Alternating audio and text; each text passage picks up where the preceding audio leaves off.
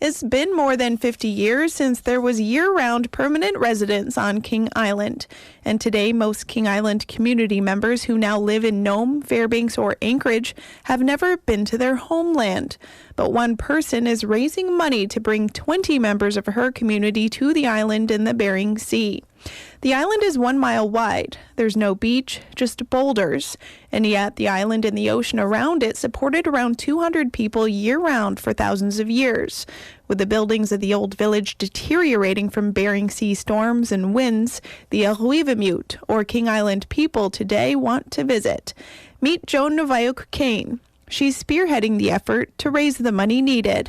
Well, the significance of going back to King Island is that for thousands of years, my ancestors and other King Islanders, our ancestors, were able to live and survive and thrive in one of, admittedly, what everyone has said, one of the harshest environments in the world. Under the assimilation policy toward Native Americans, the Ugiuvaŋmiuguruŋa were relocated starting in 1958 to urban areas where federal BIA resources were more accessible.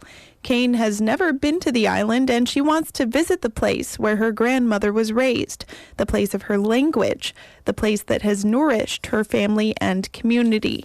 She wants to see the rocks where women of King Island used to sing, welcoming any new visitor. There's only one person left of a whole generation of people, my grandfather's generation, that was born on King Island, raised predominantly on King Island, knows the island well, and has strong recollections of the things that made King Island inhabitable, made it possible for us to inhabit for thousands of years.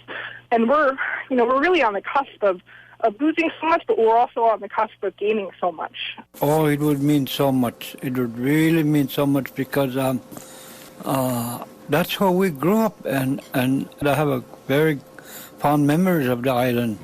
Teaching, sharing, Eskimo dancing, and playing, and that's what we did. Vince Pigawana wishes he had been born on King Island, but he was raised there until he was 12 years old.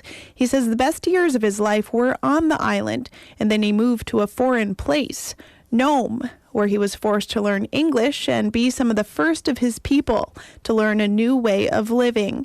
It's been 15 years since Vince has visited the island, and he wants to go again. He's 64 years old and is already thinking of what he will do when he travels there this summer. Just walk around, listen to the birds, smell the air one more time, and eat from it. Because a lot of edible plants that are grown down there, and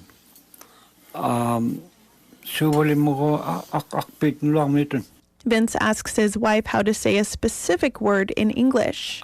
Salmon berries. Salmon, and there's salmon berries grown down there, and edible greens, Vince looks forward to showing people like Joan Kane around the island.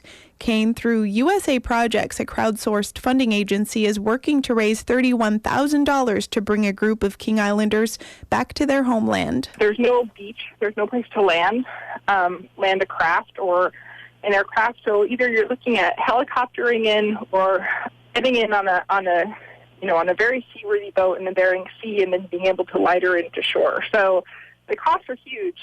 Most of the houses are in ruin. They're not safe to inhabit. So there's a cost of shelter while we're there. There's a cost of food and supplies. Kane has 17 more days until May 26 to raise another $17,475.